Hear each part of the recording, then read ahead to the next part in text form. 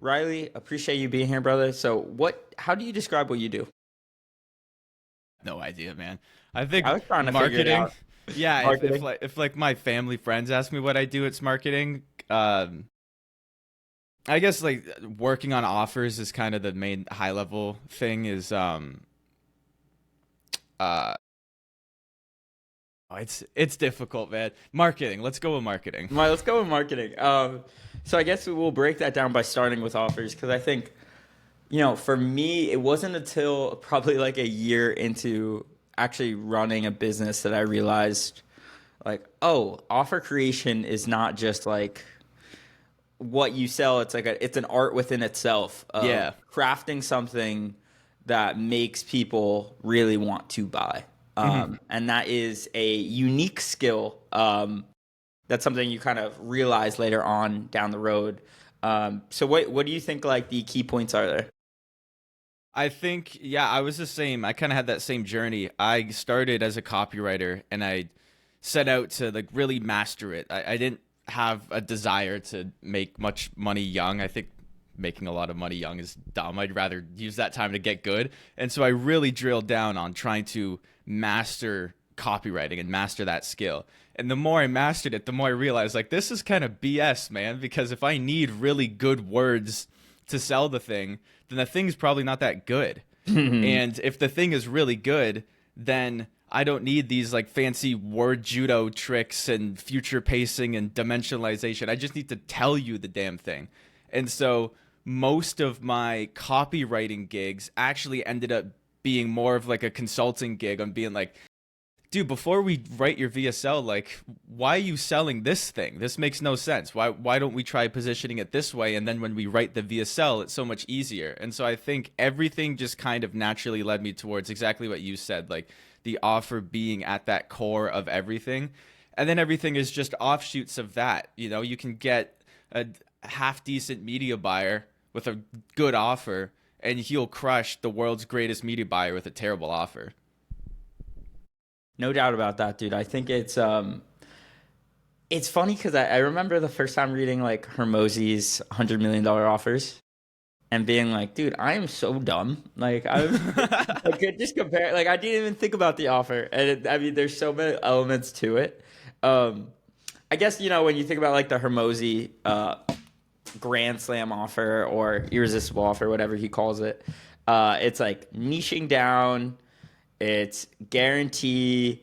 It's oh, what are the other elements of it? I'm blinking now. I don't know. I Uh, refuse to read any of his stuff. so well, that kind of leads me to what I was gonna say. Like when you think about creating a good offer, it seems like that drum has almost been like beat to death to the point where it's like everyone's doing it, so it just kind Yeah. of feels like a scam when you see like the elements of it. Like I could almost Yeah. like pierce it out. What do you think the elements are there to make a really good offer? So I have like I'm really trying to like trademark my own things because I feel like everyone in the space who gets like really well respected already they have like things that they can attribute to, right? So I'm Nice. always Yeah, trying yeah, to yeah. like own these unique mechanisms, and You so need a little name. You need a good little name for it. that's what I'm saying. So I came up with this one like 3 weeks ago, and it's not sticking, but I'm just gonna hammer it until it sticks. And I said like a good offer is like a bullet where you have the actual cartridge and then you have the bullet. I'm Canadian. I don't know how bullets work, but Me there's either. like two parts, and this part is the transformation, right? And so Okay. that's when people are saying a good offer. That's usually what they are thinking at a surface level, right? Is you spend a couple months or a couple years studying marketing and you go, okay, well, you got to sell the benefits, not the features. You got to sell the transformation, you got to sell the outcome, which is good.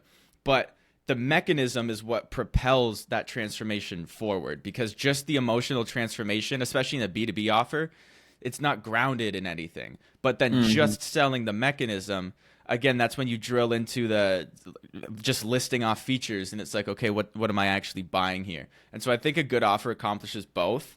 And a good offer in that, like, so that is your unique mechanism. Your unique mechanism is what is the outcome and transformation that you are bringing to the market that the market has and probably ideally hasn't heard it articulated that way. So you're not going and solving the exact same problem as everybody. You are, but you're putting it a different spin on it. But the key part there is you're not just saying it differently to say it differently. I hate that. I see it all the time when people like invent unique mechanisms and they just pull stuff out of thin air and put a bunch of like, my quantum acceleration conversion mechanism. It's like, bro, what does that mean? Like, and so the having a transformation and then having a actual mechanism, like the thing that delivers that transformation. The way you get that transformation. Yeah.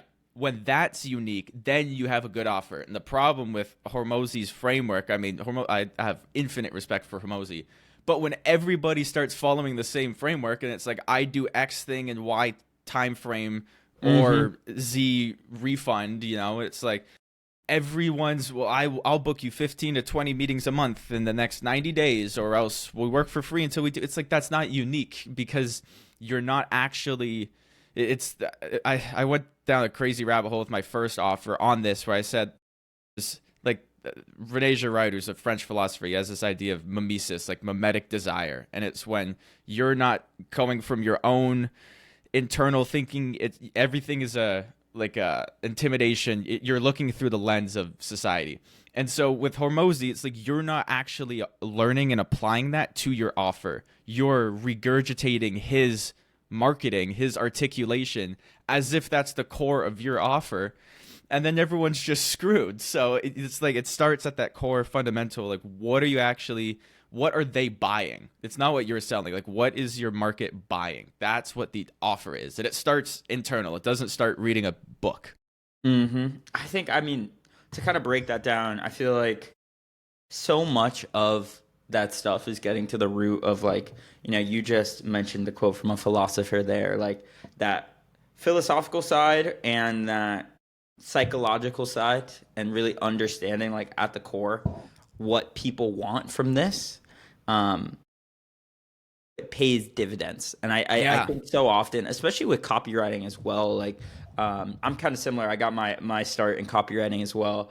And it seems like there's a connection between like a philosophical or like a psychological interest in that whole realm and being able to write good copy, be a good marketer. It's almost like you have the ability to put yourself in other people's shoes more. Well, I mean, you're selling to people, man. I feel like a lot of people forget that in the space. Like when you hear people talk about, metrics like, oh, dude, my CPMs are so high this week. It's like, that's human beings on the other side of that. It's not a machine that's randomly spiking up these numbers. You're selling to people, and people aren't clicking as much as they were last week. It's crazy, and it always slips my mind. And I remember, like, when I first started getting into copywriting, I was living in downtown Toronto, and I was broke as shit. And my roommate was a bartender. It's a whole story. But I would spend like basically all day just hanging out in these bars talking to people, because I was fucking 19 and I'm like, I'm learning way more here than hand copying Gary Halbert letters, like because you're selling to people. And at a certain point, that's why I kind of transitioned away from copywriting in that traditional sense, because at a certain point you're just optimizing little variables. Like at a certain point you need a new story. You need a new context. You need a new person to talk to, and you need a new way to talk to them. Just because you're like doing this strategy, like, what is it? It's people on the other side, And I think there's such an interesting correlation between sales guys and copywriters, marketers, especially in like my industry, which is more on the info side. There's a lot of, the more those guys talk, the better. And every like really good marketer, every really good copywriter I know could pick up the phones and close if they needed to, and they're like super personable. There's golden era that we missed of like the affiliate conferences in Vegas in like the early 2000s where they would just all go party, like, because copywriters are like the most sociable guys ever, because you need to actually understand people and put yourself into people's shoes, like you said, right? It's not a spreadsheet. It's humans. I mean, it's such a great point. I think back to, it kind of reminds me of that thing that Mr. Beast said one time where he said, stop referring to the algorithm as the algorithm and start referring to it as the audience. So it's like the algo isn't liking my latest YouTube videos. No, it's the audience isn't liking my latest. And it's that simple change. Yeah, the algorithm's not watching your videos, brother. like the audience is. The algorithm is trying to mathematically figure out the audience. It's trying to it's a recommendation, you know, it's a self-learning, it adapts, and without get like it is the audience. It is the same thing. It's just, you know, 100 years of technological evolution. But it's the same thing. If the algorithm didn't exist, there would still be town square with 100 people talking about like, hey, did you see Riley's theater play or whatever? It's the same shit. It's just, you know, now it's evolved. But yeah, 100%. When you lose touch of what you're actually doing and you're actually selling real people, real shit, hopefully, yeah, then you realize like, wait, it's the reason I was never able to do affiliate marketing. I was never able to do any of that stuff because that's just volume. It's just numbers. And you're just like, I have this weight loss supplement and we have like a great margin on it and the CPMs are really low and the TAM's really big and we're going to scale it. And it's like that's real people on the other side. You know, like you're selling to humans. You can't shortcut that. I don't know. So, dude, I have a limiting belief I need your help kind of breaking down. I'm here. What I do right now for the business is we sell kind of like mid-ticket. It's like that, like between like $400 to like $700 range. Okay. And we're not like B2B. We're not like everything's health related. Right. So I kind of have this limiting belief. From running ads very unsuccessfully for a high-ticket health coaching program, and I spent a lot of hours wasted with zero sales from that program.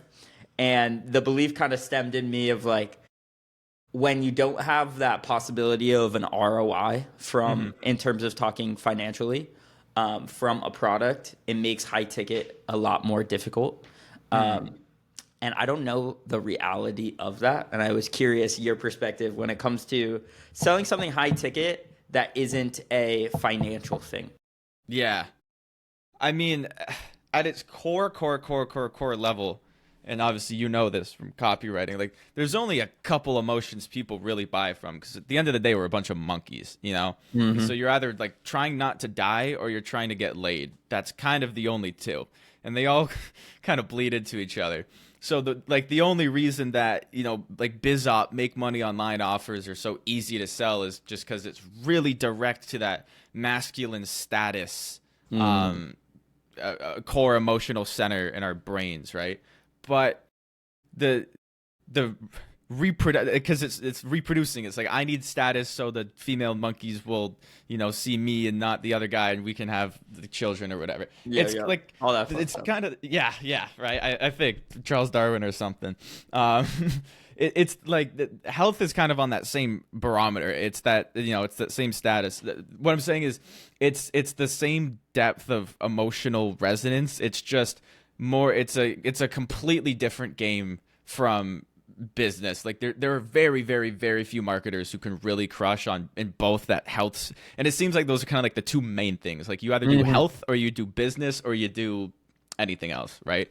The real problem with health as it's compared to business is, since health is so, I mean, fundamentally like scientific, there's not a lot of new shit that happens. There's not a lot of new evolution. There's not a lot of Imangajis that come out of the woodwork, right? Like things are a lot more slow to evolve. Like V-Shred's been around forever, and like they're still kind of on top, you know, and they're still kind of like, and well, for if the you want to lose weight, remember who V-Shred is. If you Google him, you will remember those YouTube ads from.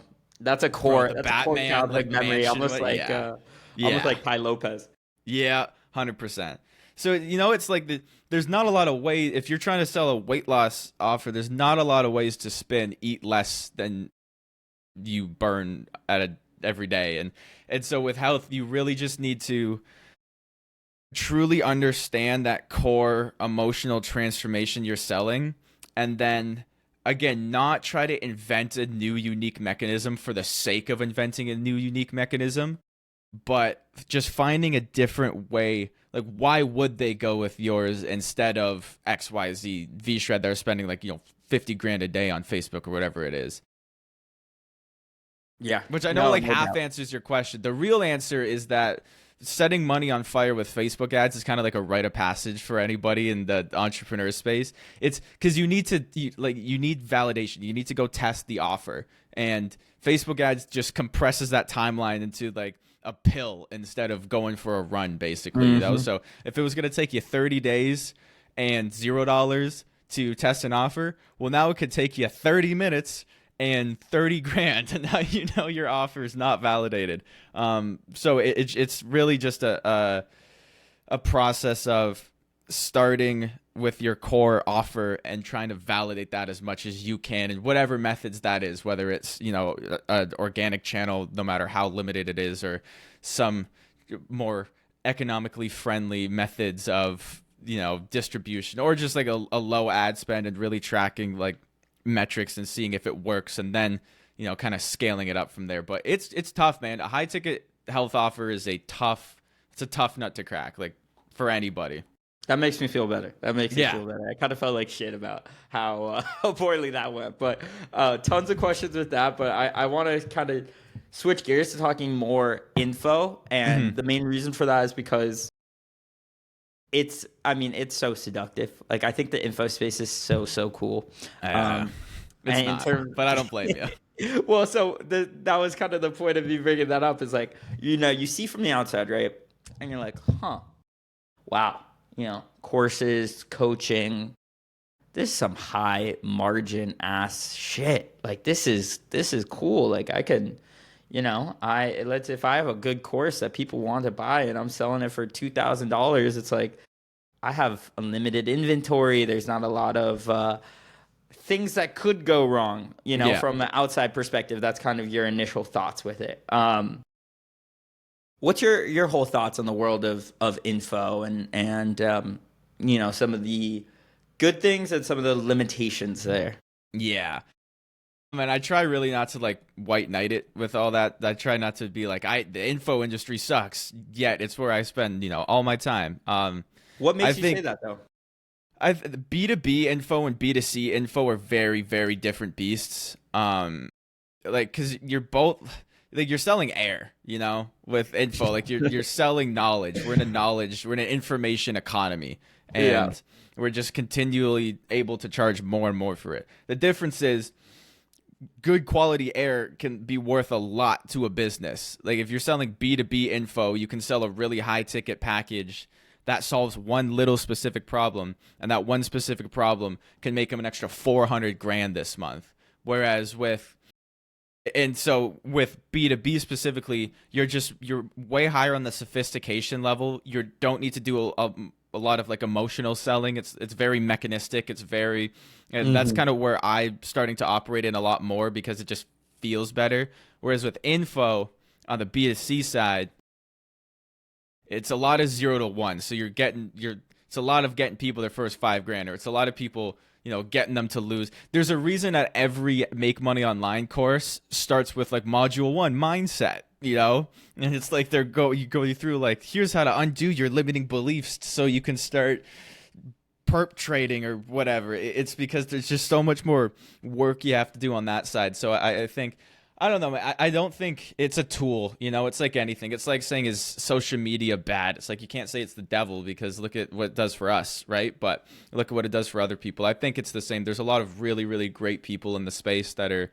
really, you know, compliant and ethical, but there's a lot that aren't, and that's the truth for it. But the thing with info is it just gets kind of plastered everywhere more. You know, like, I don't think there's necessarily more grifters in info than there is on Wall Street. It's just they're more easy to see because they're, you know, fucking renting Urises or whatever.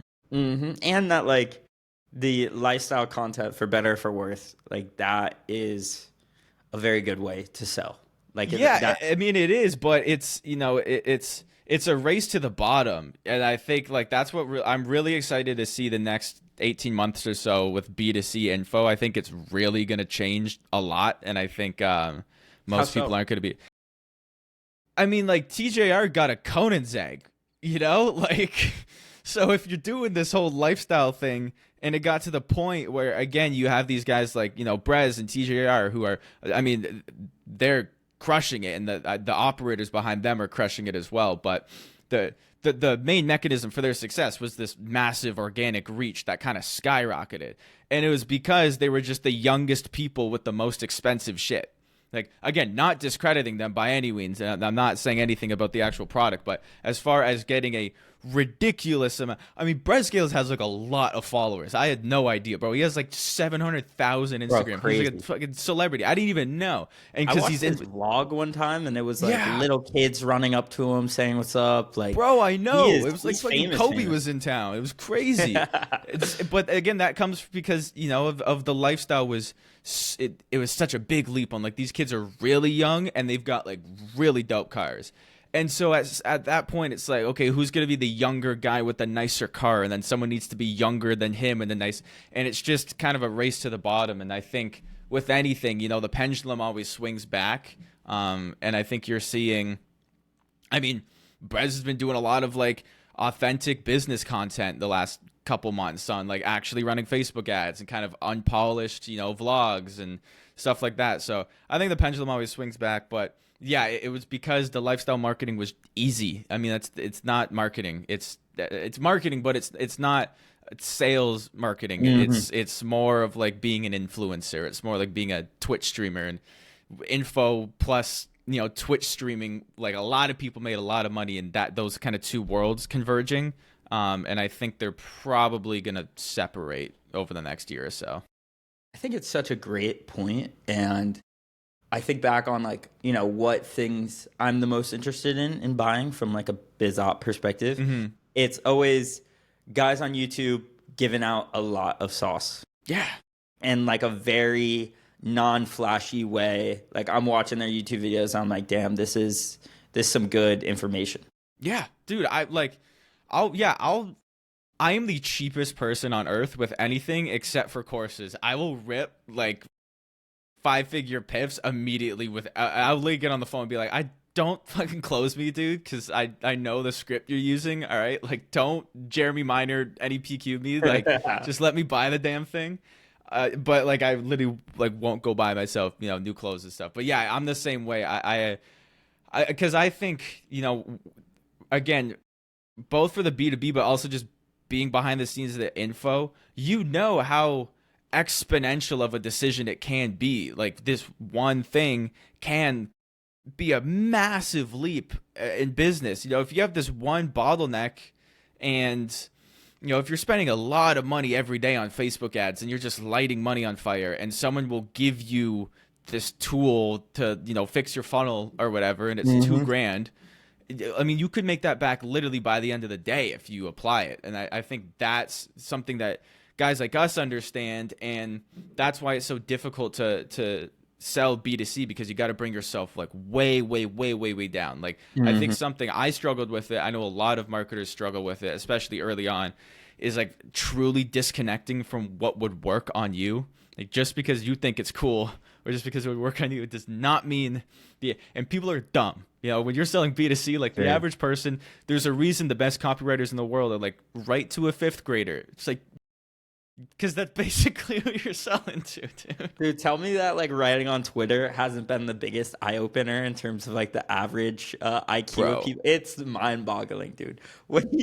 It's crazy. Oh, I'm unfortunately like really good at rage baiting. It's because I'm like a really great Twitter marketer. I mean, that's what I do professionally.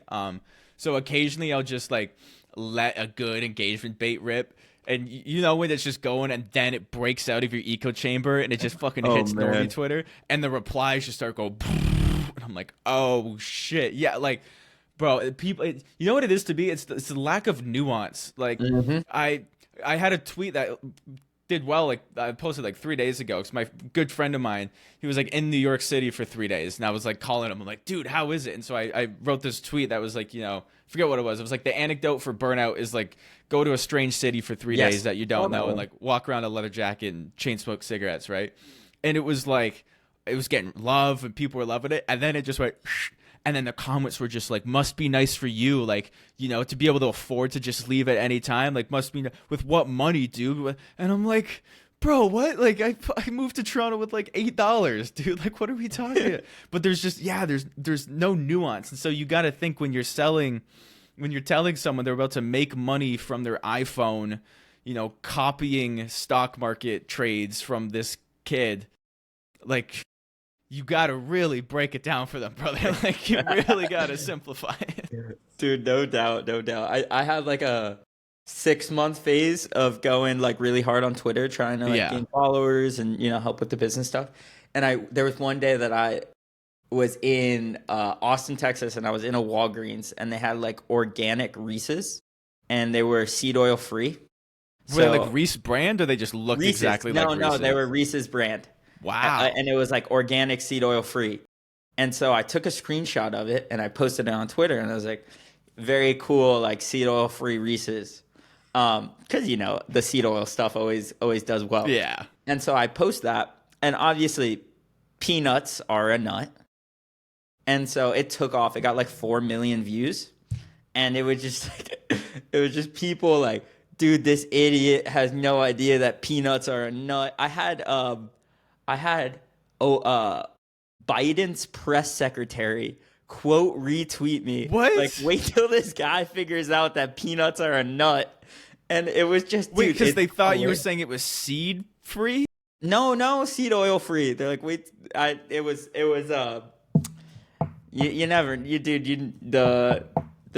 IQ on that type of stuff is not the highest.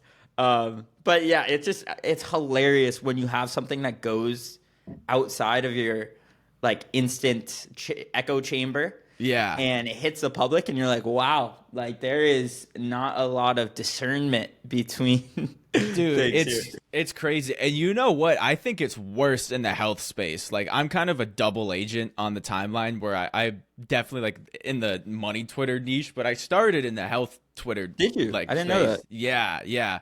I found Soul Bra when I was like 17. And I was like living alone for 18. I was like living alone for the first time. I was a bartender at a wedding resort, like in the middle of the woods up in Canada. And so I was like, you know, 150 pounds.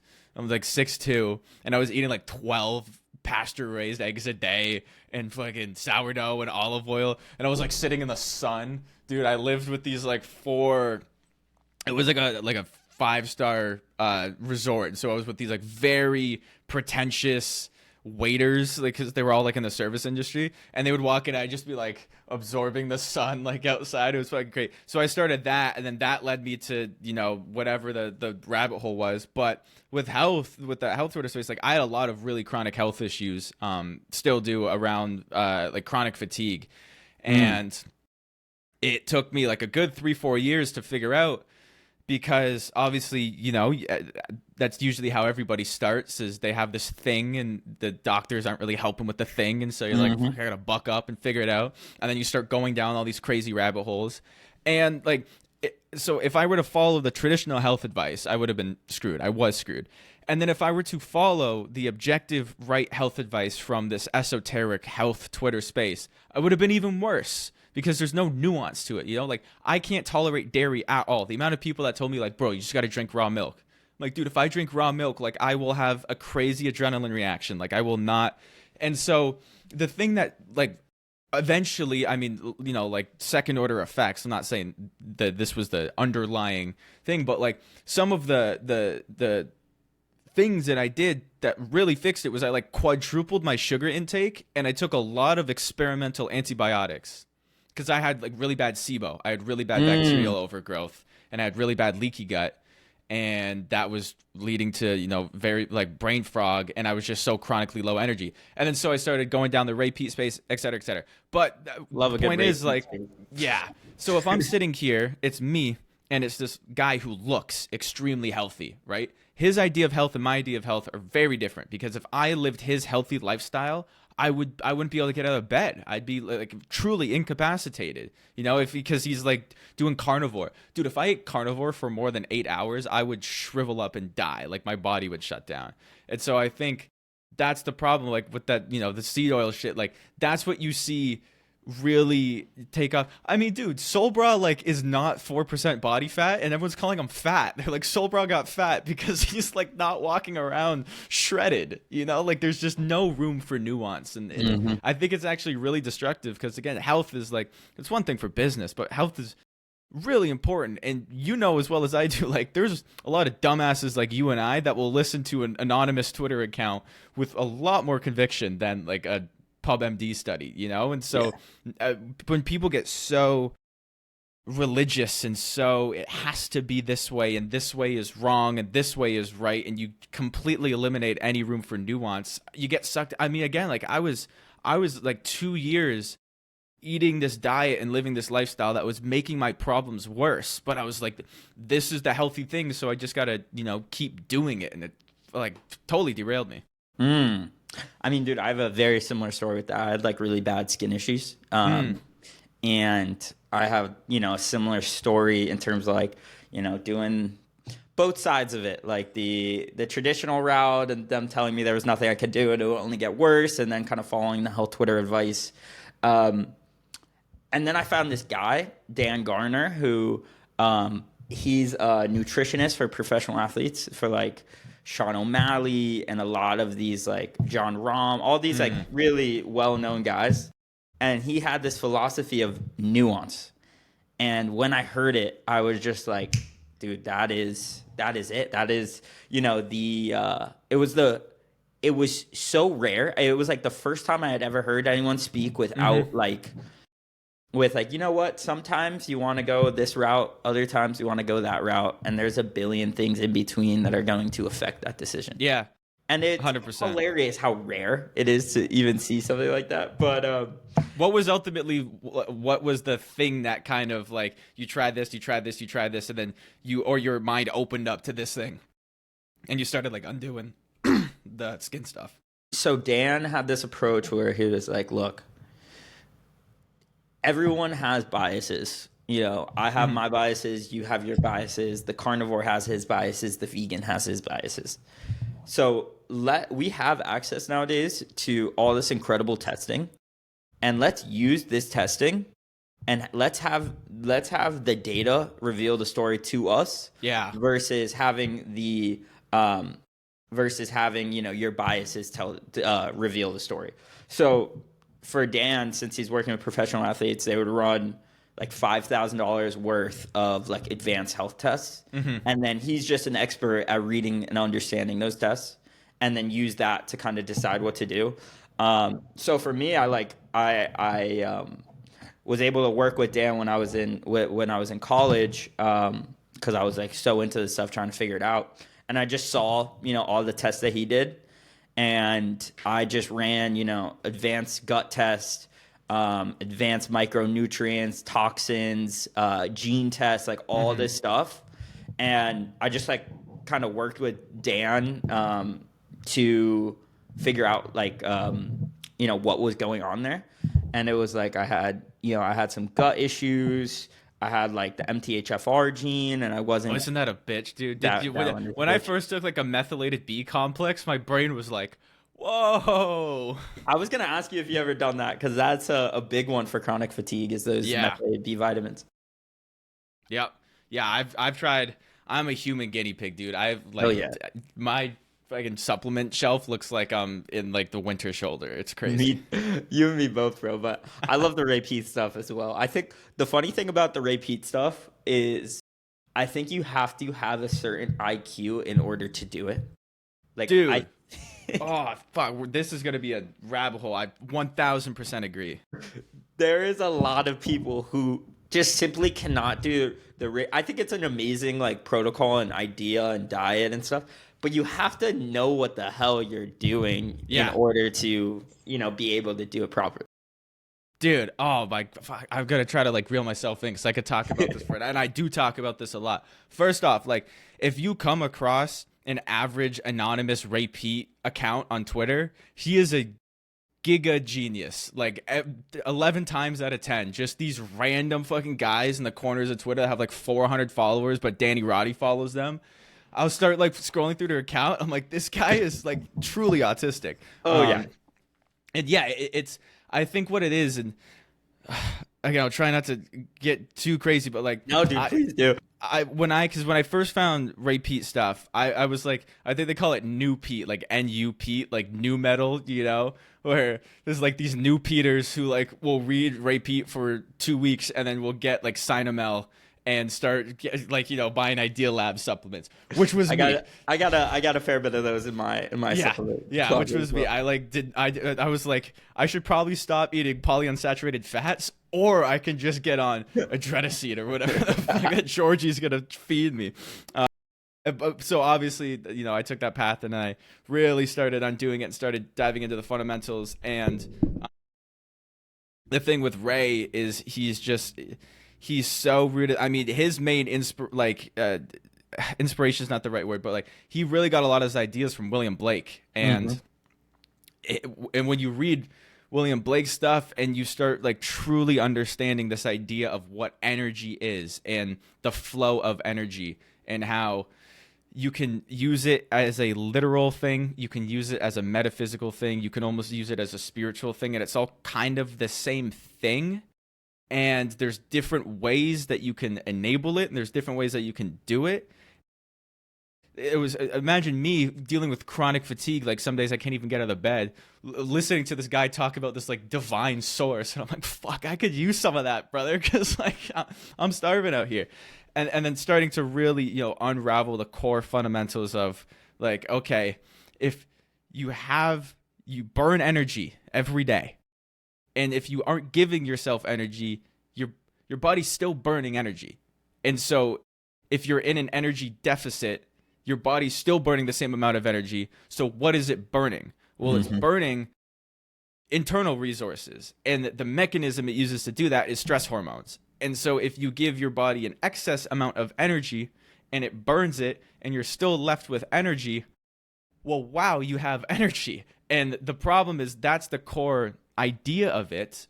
But the technical application of it is like, well, first, stop burning all this energy. First, fix your gut health and fix a lot of these stress hormones. The problem is, like you said, if you're not a nuanced thinker, which I think there's a direct correlation between IQ and nuance, which is a lot of the Ray P guys have, is you just start eating ice cream. And it's like, brother, that's not it. Like, that's not what we're fucking talking about here. Oh, man.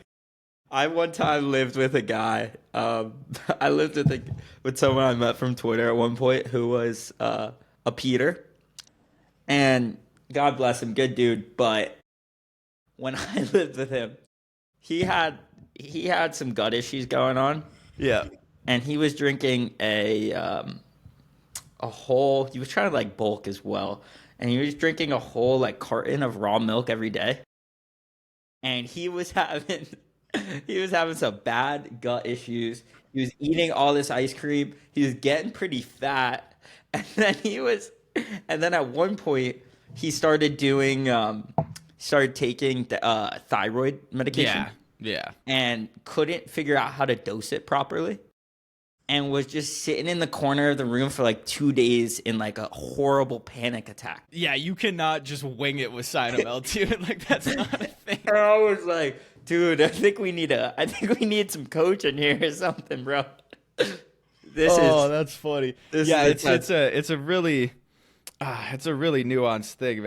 No doubt. It's just like, because I remember before I found the Pete stuff, I was big on like gut microbiome. Like that was my main thing. But there's just lack of nuance in this space. So I thought like my gut is bad, so I need to fix my gut microbiome. Ray had there's like the sterile gut kind of hypothesis that he gets associated with. He wasn't like 100% because he was very not hot or cold. Yeah, on anything, really. But yeah, which is why he was great, because he was a very nuanced person and he was fine with changing his mind. He just wanted to be right. But there was that whole ideology, and in the non-Pete space, that ideology really gets, people are not a fan of the idea of sterilize your gut. And so I imagine like very, very bad bacterial overgrowth in SIBO. I was like, I'm eating so much sauerkraut and so much kefir and so much like kimchi, because I was like, well, that's what I need. Yep. Not good. Like really not good. And then I got my had a wisdom tooth that I like cracked or something, and I got it pulled. And keep in mind, I've been like 3 years. I haven't had a day without gut issues, like, and bad. And I used to have allergies as a kid when I was like 8 or 9, like gluten, egg, dairy, garlic. Like my gut was just a mess. My gut lining was cooked. And so I'm like, and obviously you go to college, and I'm like, I'm not fucking cooking my own food. Like, what are we doing here? So I was like 3 years in. This was like a year ago, 2 years ago. And I get my wisdom tooth pulled, and they put me on this gigadose of amoxicillin. And all I know is that antibiotics are the devil. Like that's what the health space, like if you take antibiotic, if you even get to the same room as an antibiotic, your gut is permanently, screwed forever. And so me being a dumbass, right? I was like, I'm just going to stiff arm, like I'm not going to take these antibiotics. I'm just going to, like swish some vitamin K4 around my mouth or K2 or some shit. Which my dad was like, the fuck you are, like you're taking these antibiotics. So I'm like, okay. So I take these antibiotics. Day 2, I'm sitting at my computer, same place I sit for 14 hours a day. Bro, I just start crying because I was euphoric. I've never had the more clarity in my life. I got 4 weeks of work done. I'm also super ADHD, and I was just like clear. I was like, holy smokes. And they had me on a 10-day dose. And for those 10 days, first off, I could eat whatever I wanted. So I only ate Haagen-Dazs ice cream because it's been like a decade since I could eat ice cream, right? So I just ate like 2 pints a day. And I was just like fucking, like I've never been more clear-headed, never been more productive, never been more creative, happy, like present. It was insane. And so I came out of that and I was like, okay, well, that's first party data there, boys. Like and so that kind of like went me down the whole rabbit hole. But if I tell that to very smart people in the space, they immediately discredit me. They're like, well, that's not true. But it is. And I've replicated it multiple times again. And so I think that's a really great point, is that when you're getting to carnivore is like kind of hard to mess up. Like, don't eat things that aren't what a carnivore would eat. But because it's a prescription, it's a diet. Like there's no repeat diet. That does not exist. It's just a methodology of what you think of energy production and health. Yeah, and it's more of a philosophy than anything else. 100%.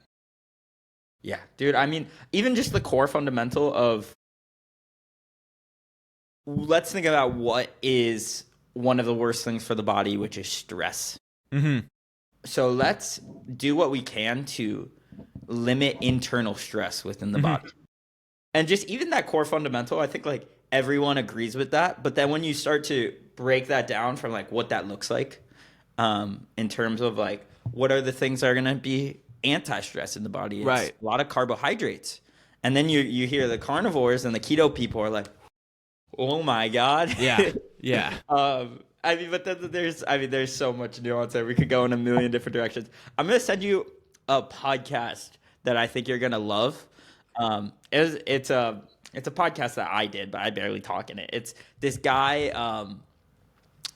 what's his name on YouTube?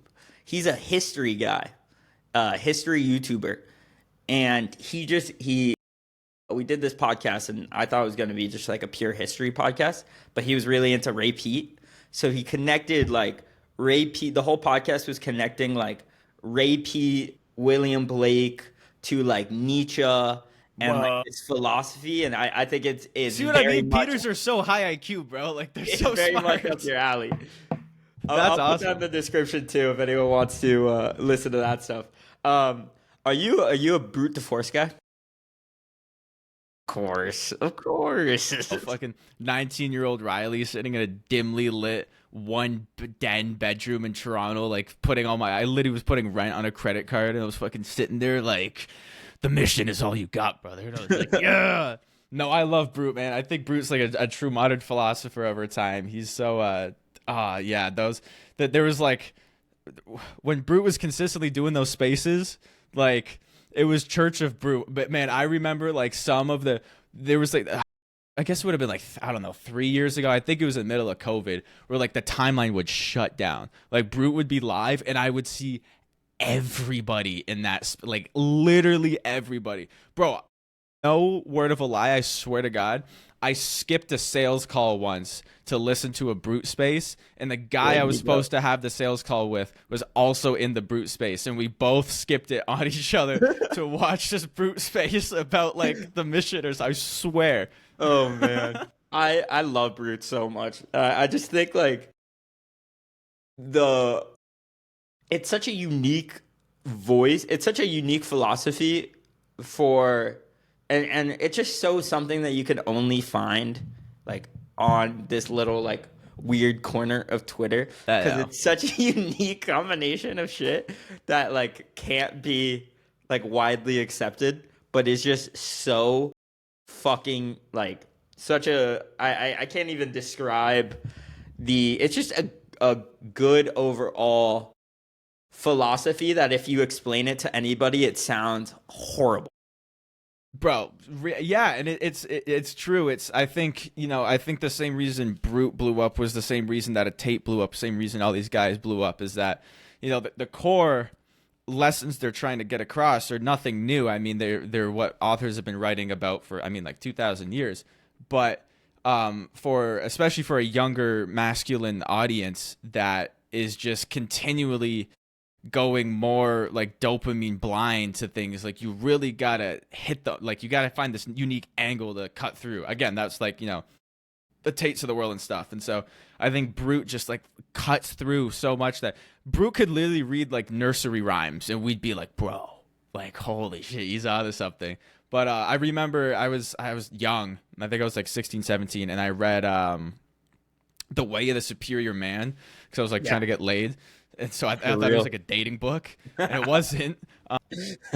And I got there's that a lot one of on the bookshelf somewhere. it's so good, man. It's like probably my number one recommended book to like young guys. Like if I had to recommend a book to like guys in high school, it'd be that. And there's a lot of parallels between what Brute says and what that book says, because the core tenet of that book is like you need a mission. There needs to be this natural hierarchy, or else you start pedestalizing things where you should only ever pedestalize the mission or God or whatever you want to call it. He kind of uses it synonymously, but like if you have that, then that is everything. And there's that. I think out of all the things in my life, like that has been the main lens. I mean, I remember Dan Coe, which I know you had on. He had this awesome quote in like an old podcast that I think he delisted now actually, and I downloaded the video and it's from like 3 years ago.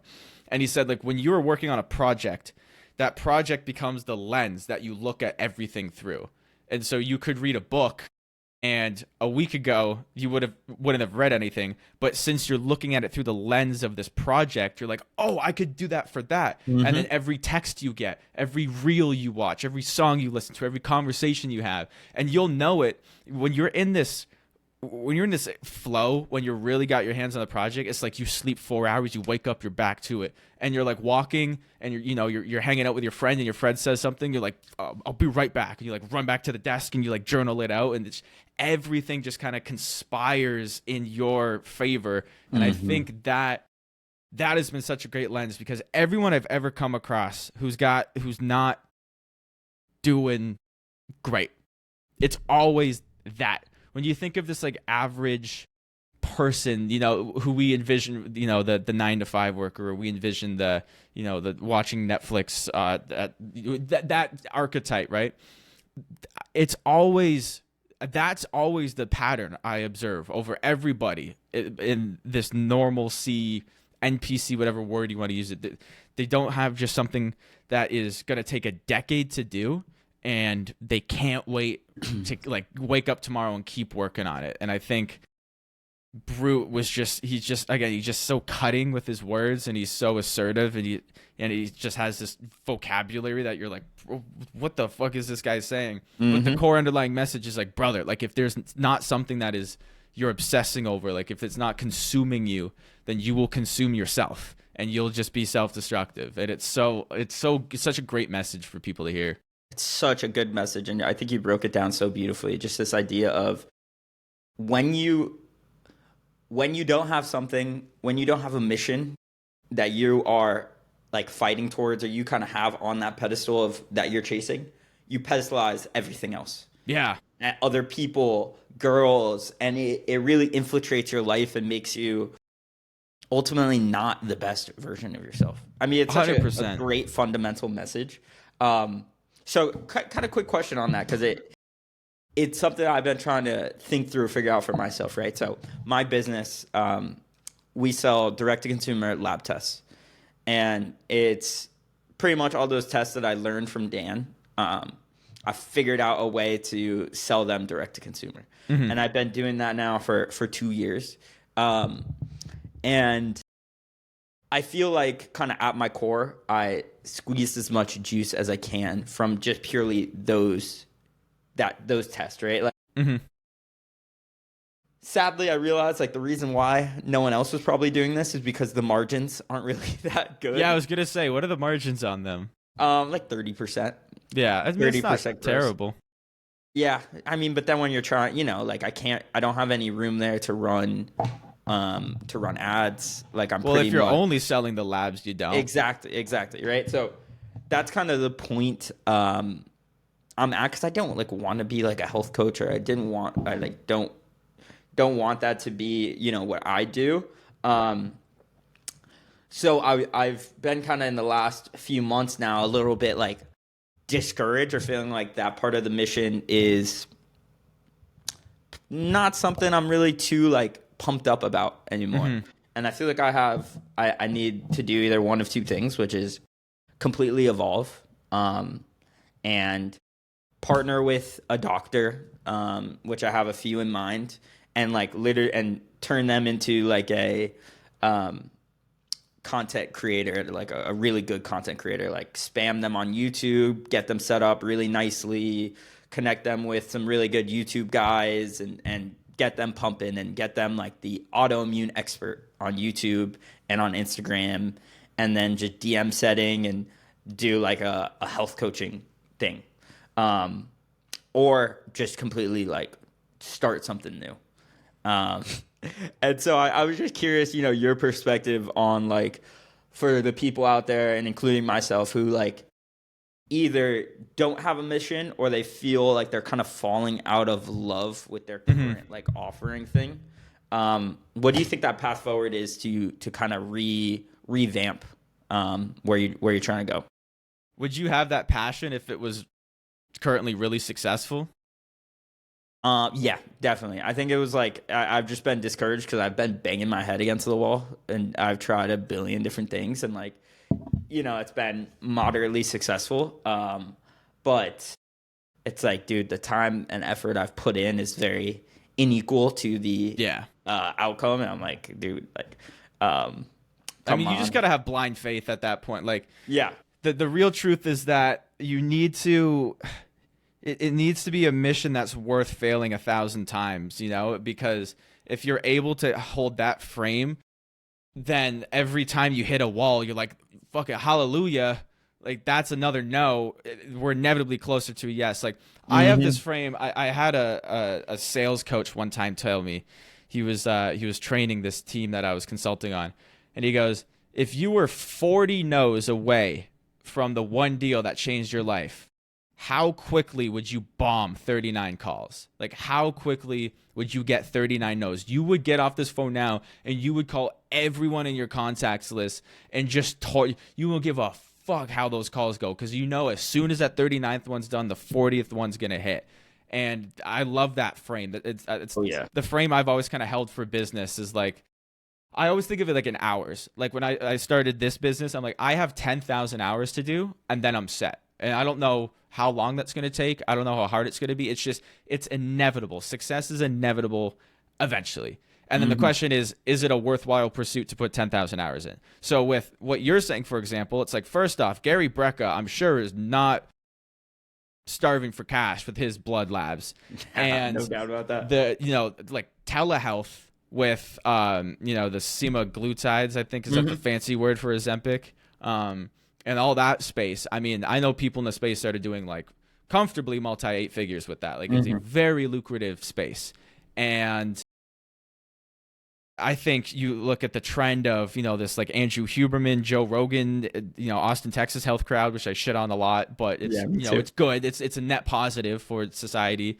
Have you ever been And to Austin, by the way? dude, it's so funny. I have a good friend of mine, Rob, who's an incredible founder, and I met him in Montreal like 2 months ago, and the first thing I did when I met him was start openly shit talking on Austin, Texas. I don't know why. It's just my brain was like, today we hate Austin, Texas.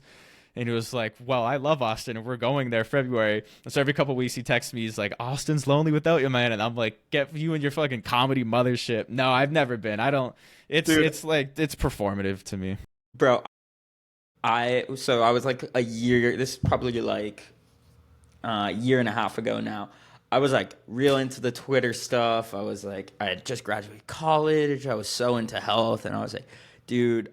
And I knew a bunch of Twitter guys that lived in Austin, and I was like, Austin's the place for me, man. I'm gonna go to Austin. I got an Airbnb for 3 months. I pull Yeah. up there and I'm pumped. I'm like, this place is sick, dude. So many like-minded people. And then I joined a gym and I'm sitting in the sauna and the guy's like, dude, you ever try raw milk? And I was like, yeah, man, yeah. And I go the next day, it's like people are having a conversation. I walk in and they're like, yeah, the benefits of raw milk are amazing. And I'm like, this is getting really gay here. I do not like this shit. I do not like the vibe going on over here. I liked it when I was the only one that liked health and everyone around me was like pretty normal. Like this is a little bit, oh man, It's this is so not my bad. scene. It's the fucking. You know what? It's what I was talking about with like that Rene Girard thing. Like what raw milk in the sauna is the same thing as like everybody framing their offers like Hormozzi's $100 million offer. Dude, It's what a great it's scene. no, it's just wanting to go. Uh, yeah, it's just this fucking hive mind, and Hmm. I hate when these like guys that, like the Luke Belmars are like sheep, bro, and like they're out to fucking control us. Like shut up. Until you go to Austin, Texas, it's like, bro, you guys are all ice bathing. Like, what are we Dude, talking about? it made me wanna like be an alcoholic. Like I Bro, was, and it's so funny because all those you like guys are wanna like just like push it recovering away. LA douchebags, like Yep. they were like just chain smoking cigarettes like a year and a half ago in Silver Lake, and now they're all in Austin, Texas with like fucking cropped t-shirts eating steak. Like, what are we doing? Yeah, join and run clubs and shit. Yeah. No offense to those listening that join No, run yeah, clubs no, and we whatnot. love you We so love you much. guys. Come on. Uh, Just think for yourself a little bit, yeah, yeah, Yeah. no doubt, bro, no doubt. Sweet dude. I mean, I don't want to hold you too long. I know we kind of booked for an hour here, and I'm we're in no rush. It's up to okay. you. Sweet, bro. I got a question about WAP. So I love Iman, love watching Hmm. Iman's vlogs. I've made my way around WAP a little bit around the Hmm. platform. And so for those that don't know, WAP's this platform that Iman Godzi's a co-owner in, and it's a pretty big company at this point, kind of rivaling school. Obviously, like most of my stuff is like ecom based, so I don't like spend too much time on there. But I get so freaking confused when I'm on that app, and I'm like, what is going on there? So I know you use WAP a little bit, so I was just curious. Like, I've heard some not horror stories, just people like a little bit like, Yeah. what are we doing here? Yeah. Um, just curious because somebody who kind of like enjoys watching Iman's vlogs and like seeing all that world. Just curious your take when it comes to WAP. Like just in general Yeah, yeah. as a Like, is it business. is it a is it a mess of a platform? Is it like, have you had a good experience with it? Are we Yeah. trending in the right direction? Yeah, yeah. It's first off, don't fade Iman Gaji. All right, like he's really great at what he does. He's been doing it for a No long doubt. time, and he's basically never been. I mean, he fucked up the NFT thing, but we all got skeletons. So first off, just don't fade Everyone Iman. fucked up the NFT thing. Yeah, yeah, fair. Like, yeah, right. Like, so I mean, that's the first thing is that like I have so much respect for Iman. I think he's very underappreciated actually Me amongst as like well. the more higher level space. Obviously, he's very well known for the lower awareness, kind of public audience. But as far as what he actually has accomplished, and his depth of knowledge. So first off, like, don't fade Iman. Second, and this is my like kind of flaming hot take that I love yelling at people on the timeline about. comparing WAP to school is like that's apples to oranges. I think they're in two completely different things because of just like the directions the founders are taking it. Like school is fundamentally trying to be a software. Like they are a Sam has invested all of his money into school, and he has an idea for what school is going to be, and it's a one singular mission, and everything he does is through that lens. Like Sam fundamentally kind of beat the marketing game when he did consulting.com, 8-10 years ago, whenever that was. And so Sam beat marketing. Like he got it. And because of that, he wanted to kill marketing. And so Sam's grand thesis for school is that the level of value that you provide in your community should be the biggest leading indicator for how successful it's going to be. And so he wants to basically eliminate the need for marketing or for funnels or for ads or for anything. It's like you create a school community, and the better that community is, the more people join your school community. So all his money is in like these internal recommendation models and making that every week they ship like one new feature that accomplishes that, which is why like when Iman bought consulting.com, but everyone was like, oh, Sam's like, I'll shovel another 7 figures into this thing. Like, who cares? Whereas WAP, I think WAP is very much in the same world as like Polymarket maybe, or like Stake, where they are trying to understand the direction that society is going as a whole and capture as much of that market share as possible with a platform. I kind of thought of it like Shopify for info. So that's the problem is that they are very much like build the plane on the way up, like kind of break shit and figure it out. I mean, they were just like whip smart, young, hungry founders that they were like a sneaker reselling or like a sneaker bot platform. And then they were like primarily sports betting. And then like Peter Thiel hired them or funded them. And then they just went and hired like everybody. And so now there's like a quadrillion autistic, young, super smart, hungry founders that are trying to do everything all at once, which is why it seems like it's so chaotic. Whereas Sam is looking at this one thing and one segment of the market and is listening to them, where WAP is like trying to do everything. And they're trying to just be this go-to. So you could say it's similar to Shopify, where like e-commerce is Shopify.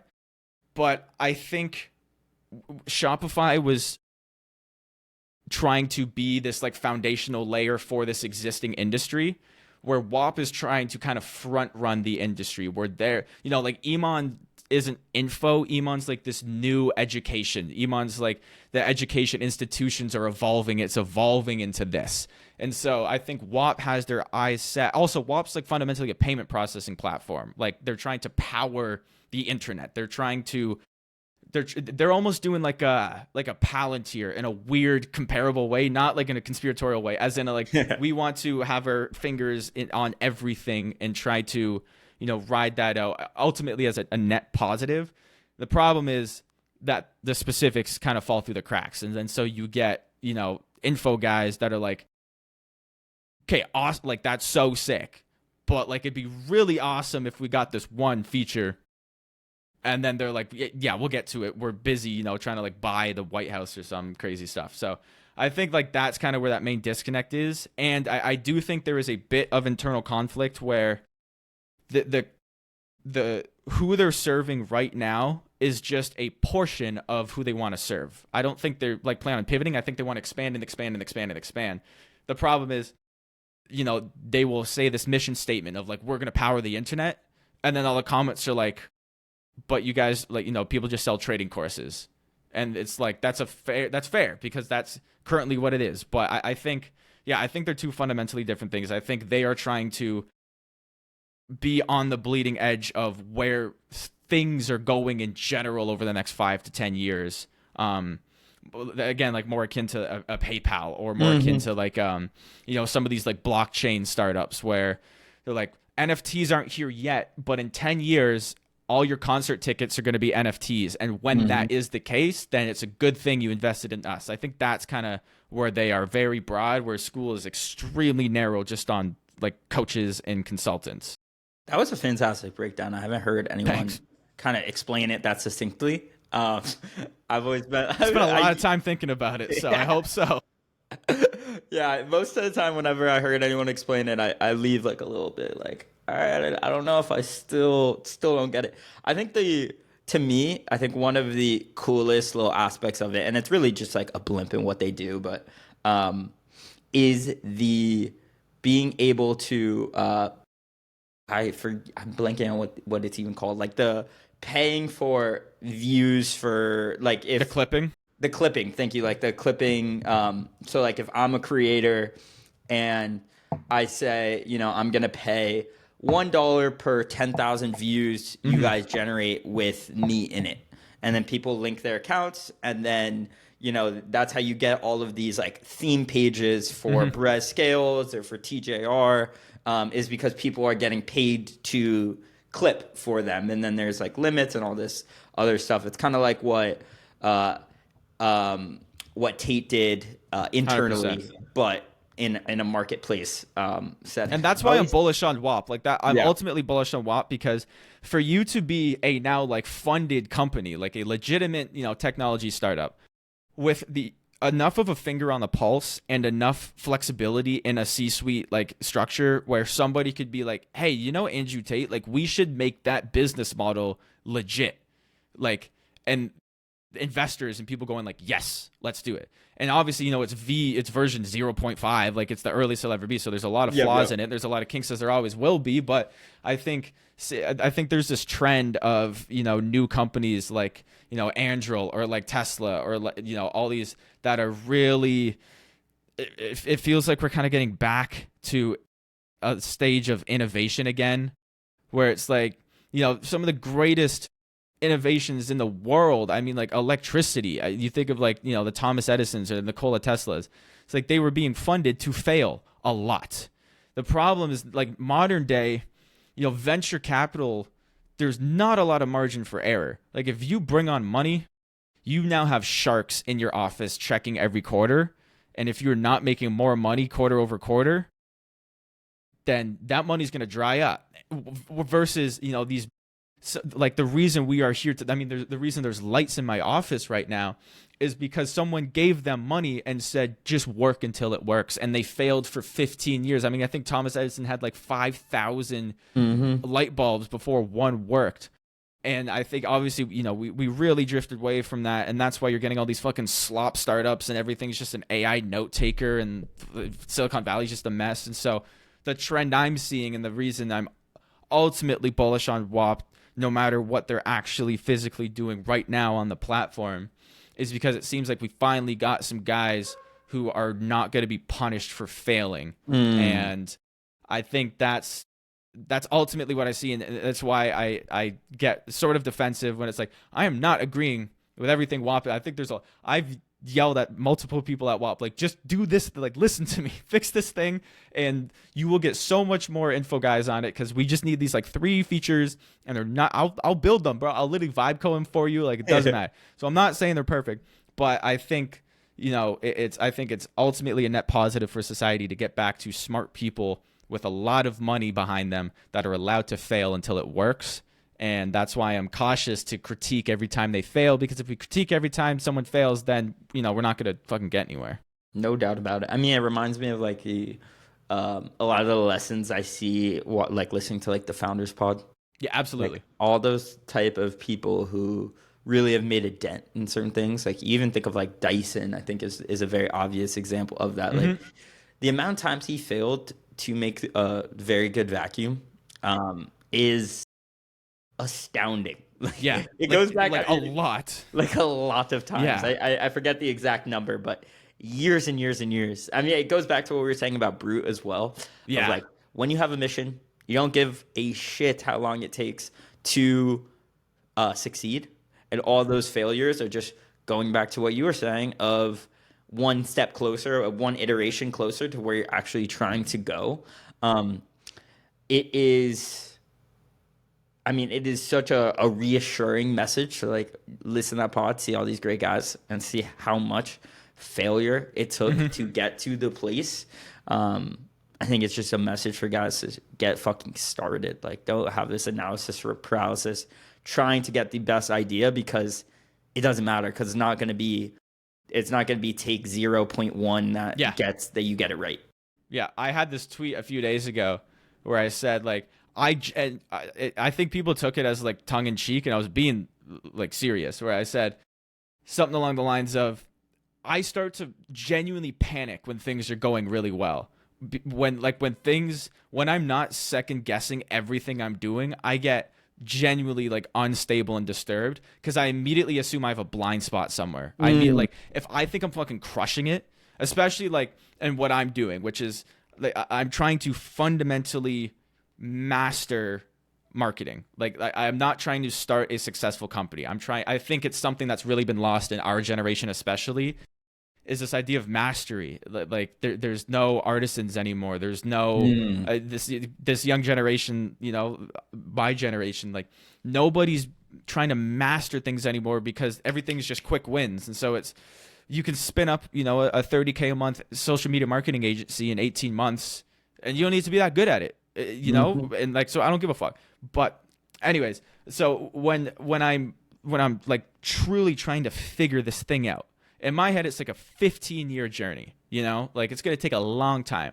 And so if I'm 4 years in and I feel like I'm crushing it, I'm like, I got it figured out, then I am really missing something. And from what I've seen personally, and, you know, speaking with other founders, is if you stay in that pocket for too long, you're going to get sucker punched. Like, if you are walking around with your chin up, like I'm the guy, it's like there's sharks in the water and they're going to come get you. And I think that is downstream of this, where I now am like always looking to fail. Like, I'm not looking to succeed, if that makes sense. Because if I'm looking, if I'm trying to fail, it means I'm pushing against it, and I'm hopefully, you know, not failing to the point where I set everything on fire, but I'm always stress testing the boundaries. And I'm always, I think, you know, this is a bit going back to the health thing. I think it's a really big problem with science in general, is like, okay, you run this hypothesis, you do a double-blind study, and then it works, and then you don't test it again for 80 years. And then this health shit we're going out, it's like the food pyramid. It's like, it's wrong, dude. Like, the food pyramid is incorrect, you know, but somebody fucking, and it goes to everything. Like, you think of, you know, fucking, like, I don't know, gravity. I mean, that was like two guys on a chalkboard, you know, like everything. I think you need to constantly be stress testing. I think you need to constantly be trying to prove yourself wrong if you want to continue to level up. And like you said, it's a pattern I observe amongst the really successful founders, is they're not only are they extremely open and willing to criticism and failure, they're like seeking it out like a bloodhound. And that's what I get from Brute. You know, Brute's like, I'm going to snatch and clean weight until I fail. Like I'm not, if my last rep gets up, I did not do, because I don't know how much I can move today. I got to go to the failure and then dial it back a little bit. It's such a great point. I think it's why, like, if you really have your finger on the pulse of like the health space, for example, it's why bodybuilders are really early in figuring shit out, because they're pushing the boundary so hard. Yes. In such an extreme way. Like, if you really look at what bodybuilders are doing, they started taking Ozempic or semaglutide. They started doing that shit in like the 80s. Yeah. Like, that was very popular with bodybuilding circles starting in the 80s. And it's only now that we're kind of seeing that enter into the mainstream. And I mean, even if you take like a Ray Peat approach, I think there's like a lot of bodybuilders, like a Mike Menser, who have a very similar approach. He was like a 70% macro split on carbs. Yeah, yeah. I mean, it's just, I think that the pushing of the envelope, there's very few people that, you know, are willing to do it. But if you look at those people, those are the people that are really breaking through to the other side. That's such a fantastic point, dude. And I've actually thought about that exact point a lot. I think the reason Gen Z is going to be the generation that like really puts a seal in the history books, I think if you look at society and it's this fluctuations, I think this one is going to be this current Gen Z. And it's a lot of things, but I think there's a foundational, the American dream, the institutionalization, like that they skipped it. like because they pushed it too hard. So Gen Z's like, well, we're not buying a house and we're not going to school and we're not getting a cozy job because they printed like $1 trillion and everything's fucked. And so I think when you like for myself, like I would trust the bro science over the regular science. Like it's foundationally makes more sense. It's less risk for me. Like it's risky to me to trust things that were siloed in a laboratory. That seems risky to me. Like I'm going to put my body in danger because we don't have actual proof versus, the bodybuilding forms of these guys like you said, been doing it for 20 years. Like I'm going to trust those guys. And I think that is the direction to talk about WAP, right? Like that's the direction we're going with business, which is, okay, are you going to spend, $200,000 in 4 years paying a guy who's never ran a business to teach you how to run a business and then you get a business degree? Or are you going to learn from a guy who's currently running a business that's going to show you like how to get started because he's only a couple steps ahead of you? He actually learned. It's the same thing, right? Would you rather like you're learning about hypertrophy training from a fat guy in a lab coat? Like just walk into your gym and ask the most ripped guy how he got ripped and he'll probably tell you like, 3 sets of 8 and then just do that until you're fucking jacked. Like what are we talking about?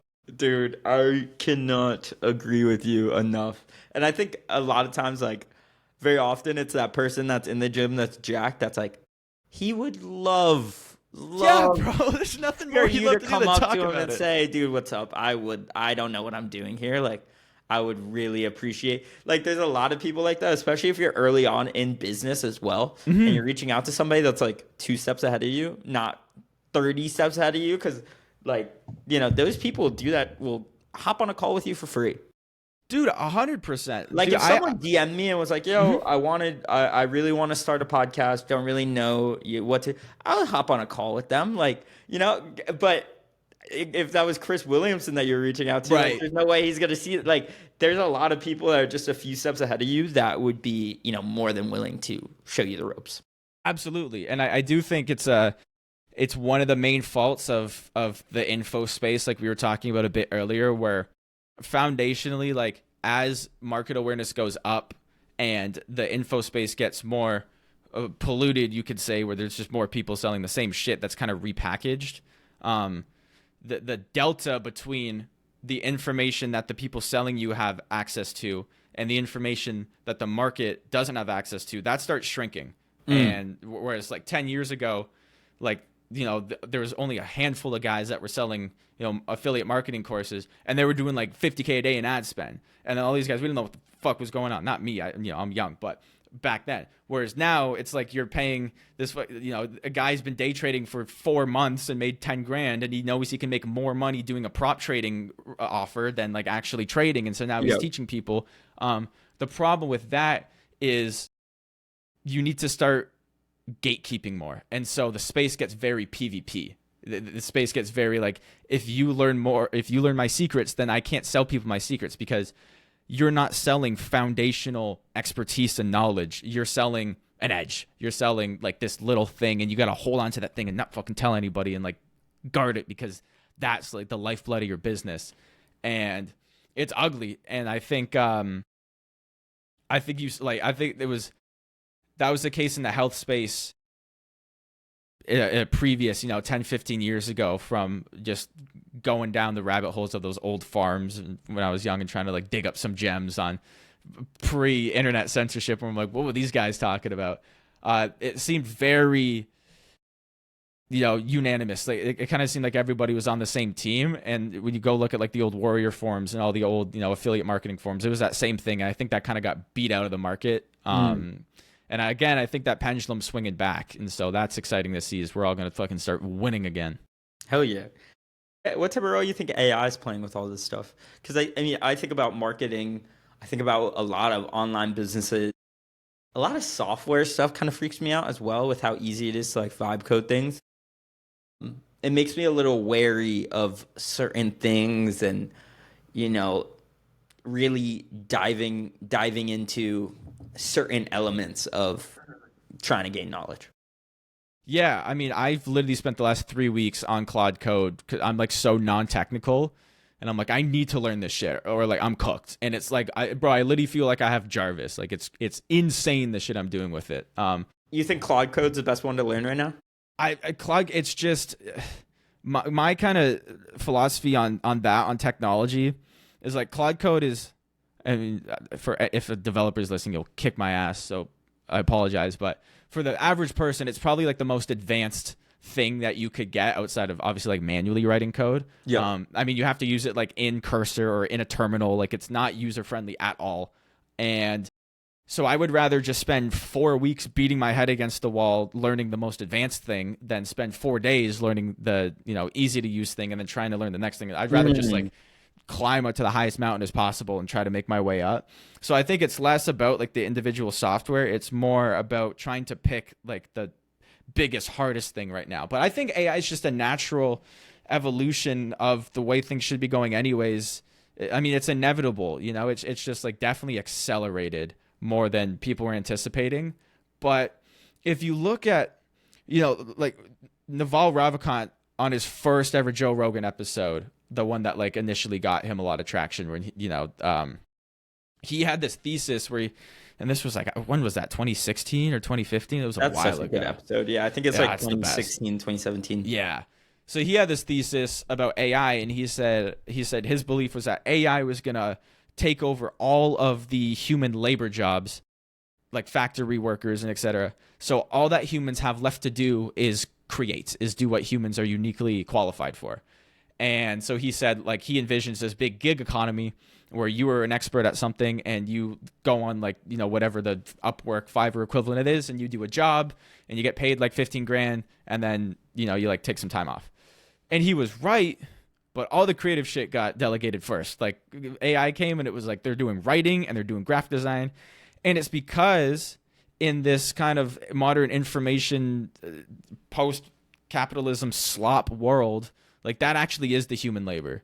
It's like, oh my God, AI is going to take over graphic design. It's like 90% of graphic designers are just making slop for companies that just have a marketing budget, and they're making, fucking like Instagram Canva templates, or they're using the same like SaaS startup Framer templates to do a purple gradient web design thing for a, AI powered email inbox. Like it's all that should be automated anyways, dude. Like you shouldn't be getting paid $500. A fucking robot should be doing that anyways. So I just think I do think it's enabling us to, again, it's why I'm so bullish on like pursuit of mastery, where everybody's edge right now is just going to get swept up in AI. And because AI is making these quantum leaps where like Tuesday video editors are good, and then Wednesday morning every video editor ever just gets like wiped. Mm-hmm. But for example, like I don't think AI has made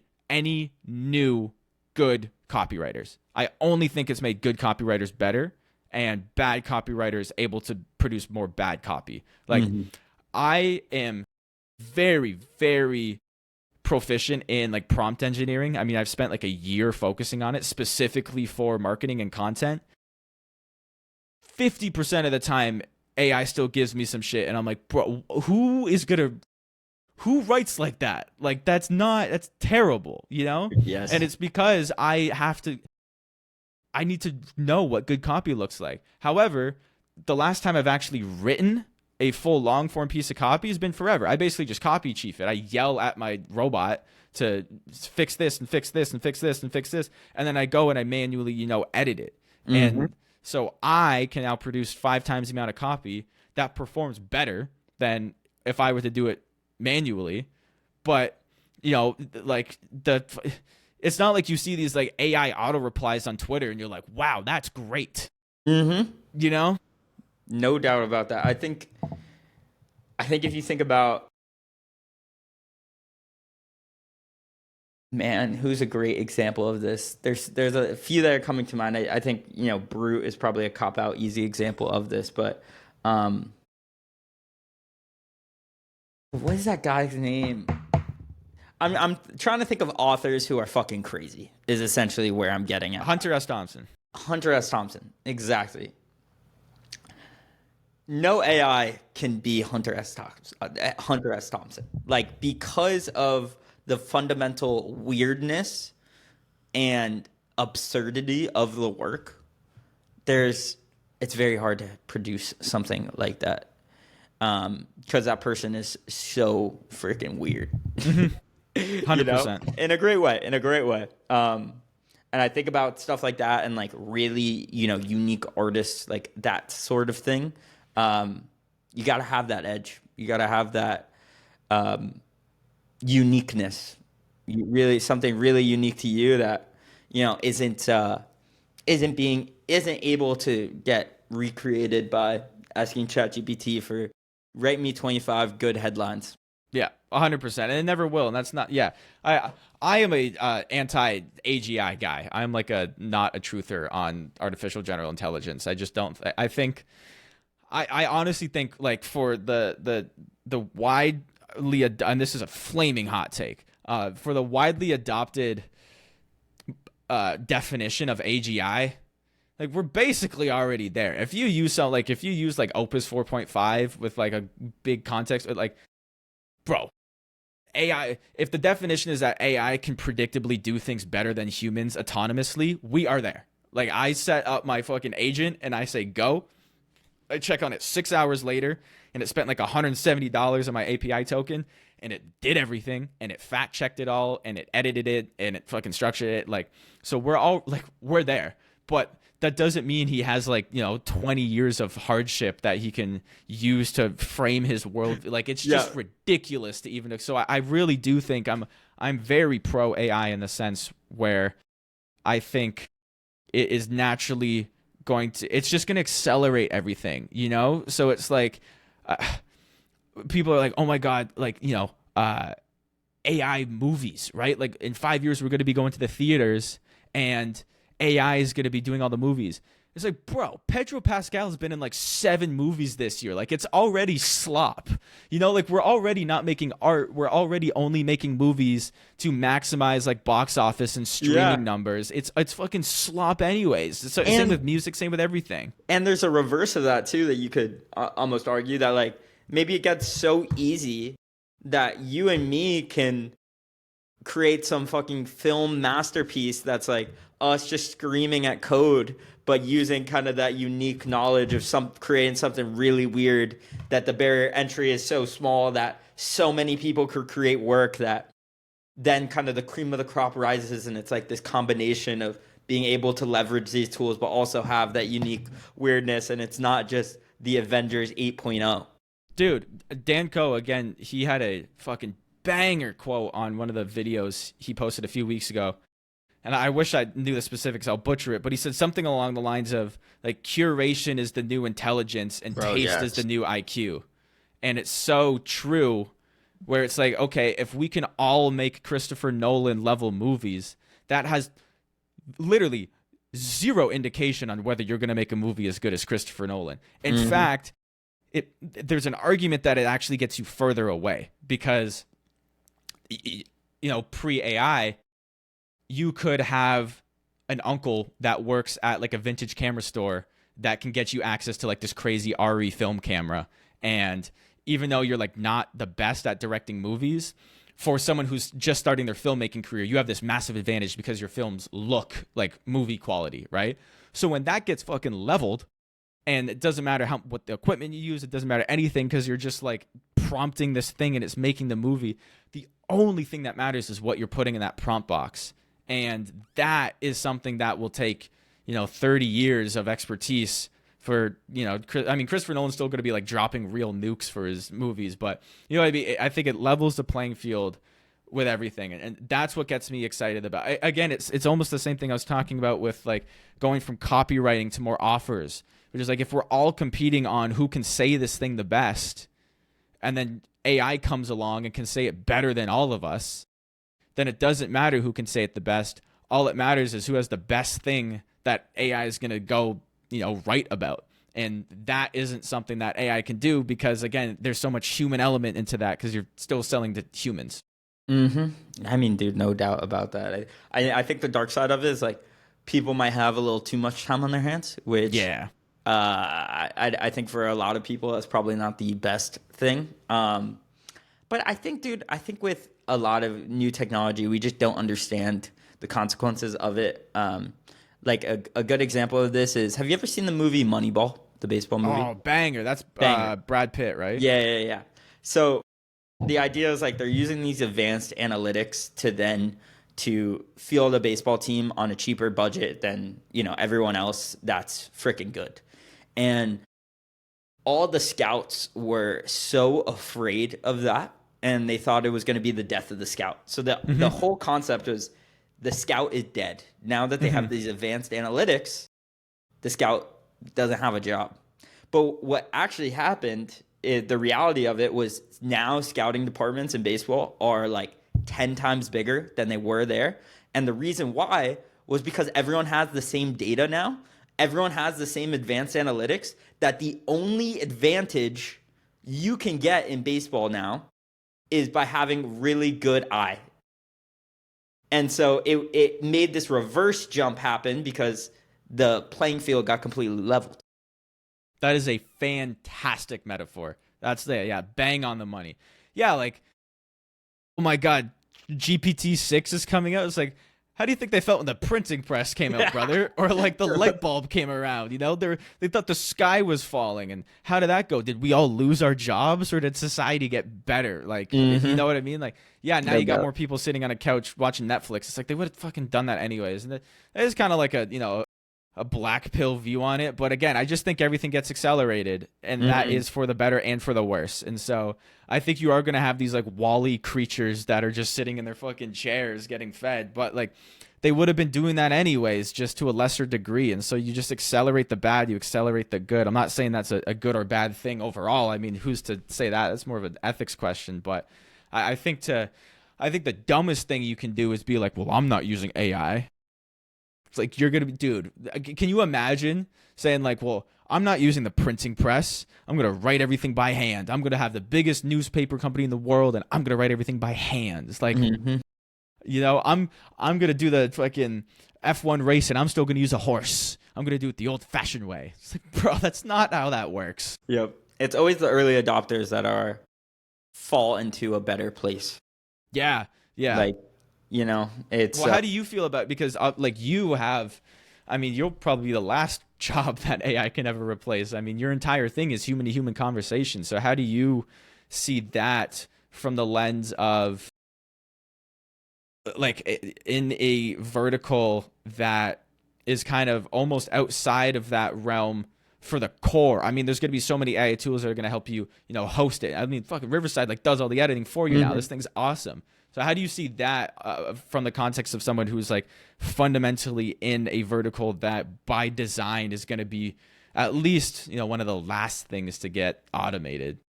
Yeah, I mean, to be honest with you, I don't think I spend enough time probably thinking about it. I was really not freaked out. That's the wrong word, but I've been doing this thing, and I've been doing it every single day, where I will think of something that's like interesting to me that I don't know the answer of, and I'll create like a really in-depth prompt and do like the deep research where it kind of spits out like an in-depth, long-ass research paper essentially on what's going on. And then I'll copy that into Notebook LM. Have you ever used that tool? I use it every day. And then I listen to it as a podcast in terms of like a 20-minute podcast, really like breaking it down. And then yesterday I did that, and then I listened to an Acquired podcast about 20 minutes after finishing that, and it kind of sounded the same because it was like two hosts talking about research, like going back and forth. And that's kind of the same vibe as like an Acquired podcast. And it almost looked like they like flowed very similarly. And I was like, this is a little odd here. But I think back in terms of like, this conversation is really odd. Like you and me talking here. And yeah, sorry, you don't have anything to fucking clip because we've just been talking about nothing for 90 minutes. I mean, in the sense of like, this is a great, unique conversation that if you pulled out all of our data on Instagram or on Twitter and, all the long form stuff that we did, I still think it would produce a very different result. Probably a very blah, general conversation about high ticket sales and about funnels Right. and nonsense, it wouldn't have gone in the very weird direction that you and me have taken this conversation to. And maybe that's an ignorant belief. But I think like, for now, for me at least, it's just a matter of like doing the thing and having fun doing the thing and letting the chips fall where they may and not getting overly concerned about that shit. Couldn't agree more, brother. Yeah. Bro, I think this is a perfect place for us to end here. Awesome. Dude, anything we didn't speak about that we'd be remiss if we didn't cover?